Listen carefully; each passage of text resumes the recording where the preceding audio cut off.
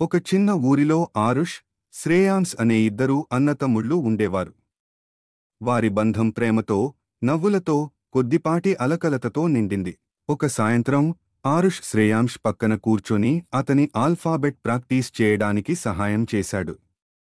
చాలా అలసటగా ఉన్నా తన తమ్ముడు ఒంటరిగా కష్టపడడం ఆరుష్కు ఇష్టం లేదు. ఆరుష్ పుట్టినరోజుకు శ్రేయాంశ్ తన చిన్న అలవెన్స్లో కొంత పొదుపు చేసి ఒక చేతితో చేసిన కార్డ్ మరియు చిన్న బహుమతి తీసుకొచ్చాడు. ఒక రోజు చిన్నప్పటి వివాదం వచ్చింది. ఒక పగిలిన ఆట బొమ్మ మీద ఆరుష్, శ్రేయాంశ్ మధ్య చిన్న గొడవ జరిగింది. కోపంతో శ్రేయాంశ్ తన గదిలోకి వెళ్ళిపోయాడు. ఆ రాత్రి ఆరుష్ శ్రేయాంశ్ గదిలోకి వెళ్లి క్షమాపణ చెప్పాడు. పగిలిన ఆట బొమ్మను మరమ్మతు చేసి ఇచ్చాడు. వారి బంధం ఎంత బలమైనదో చూపించాడు.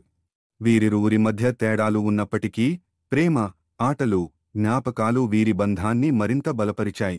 అన్నదమ్ముల బంధం ఒక నిధి.